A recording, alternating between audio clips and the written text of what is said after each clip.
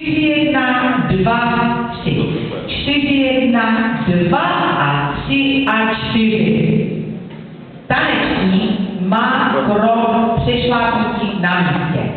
Na 1 tanečník přešlápne a tanečník se tančí opět spirálu, ale protože stojíme na levé, musíme točit za pravým rážníkem. A 1. Teď se podívejte, no to moc nevidíte, Martin si už chytá na zádech a teď si malinko pošle. A 2, 3, 4, 1, 2, 3, 4, 1. Takhle vypadá lasso. Takže nejdříve kroky pánů. Takže pánové, Martine, pojď, že tam je přešlo. Začneme tak.